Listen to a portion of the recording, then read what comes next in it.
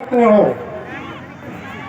यदि आपके बच्चों को पता है कि आप सवेरे से शाम तक पान की गुमटी पर खैनी रगड़ते हुए खाते रहते हैं, जुआ, ताश और शराब पीते रहते हैं, तो निश्चित रूप से आपके बच्चे भी वैसे ही बनेंगे। और यदि आप अपने बच्चों के सामने अच्छी किताबें पढ़ते रहते हैं, तो आपके बच्चों को भी अच्छी किताबें पढ़ने का शौक विकसित होगा। इसलिए हम चाहते क्या हैं, हम यदि अपने बच्चों को आगे लेकर जाना चाहते हैं तो हमें यही तय करना पड़ेगा। आज जो कार्यक्रम हो रहा है मूल निवासी विद्यार्थी संघ का, मई 2016 में मैं इसका राष्ट्रीय उपाध्यक्ष था। उसके बाद 2017 के आसपास में इसका राष्ट्रीय अध्यक्ष बना। और हमारी कोशिश ये थी कि जो गांव में हमारे जो बहुसंख्यक विद्यार्थी हैं, जिनको किसी तरह का परामर्श नहीं मिल पाता, पढ़ाई का, लिखाई का, नौकरियों में किस तरीके से जाएंगे, हम उसमें उनकी मदद करेंगे। और साथ ही साथ जो विश्वविद्यालयों में छात्र संघ है, उन छात्र संघों में भी हम नेतृत्व विकसित करेंगे। हमारी इस तरह की मंशा थी।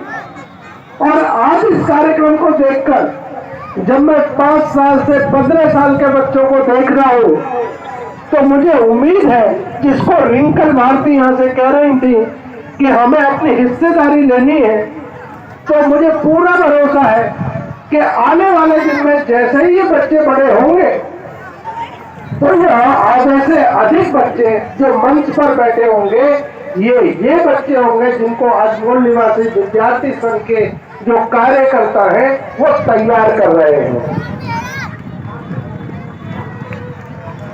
ये जो बच्चे हमारे निकलेंगे, ये बच्चे नौकरियों की तरफ निकलेंगे, लेकिन नौकरियों को सरकार ने षड्यंत्र के तहत निजीकरण के माध्यम से खत्म करती चली जा रही है।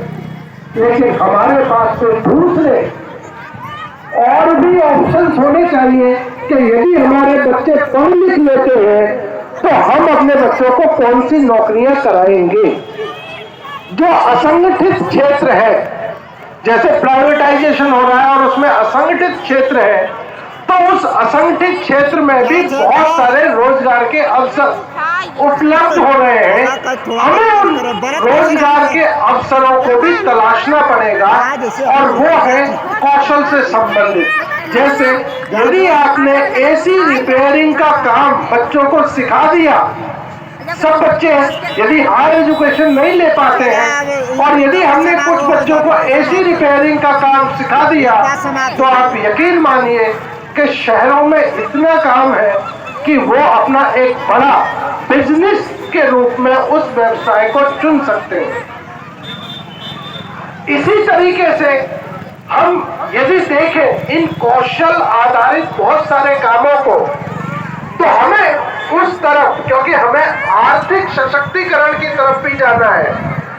यदि पढ़ लिख कर हम आर्थिक सशक्तिकरण की तरफ नहीं जा पाए, तो मुझे लगता है जिस तरह के हम अपने भविष्य का निर्माण करना चाहते हैं, वैसा निर्माण शायद हम नहीं कर पाएंगे। क्योंकि सरकार बड़ी सोची समझी साजिश कर रहे हैं। सरकार में कौन बैठे हैं? सरकार में वो लोग बैठे हैं जो हजारों साल पर, जिन्होंने हजारों साल से हम पर शासन किया है। तो जो हजारों साल से शासन कर रहे हैं, वो ये नहीं चाहते कि हमारे बच्चे उन पर शासन करें, क्योंकि लोकतंत्र ने ये अवसर दिया है कि हम उस पर शासन कर सकते हैं। और यदि हम उत्तर प्रदेश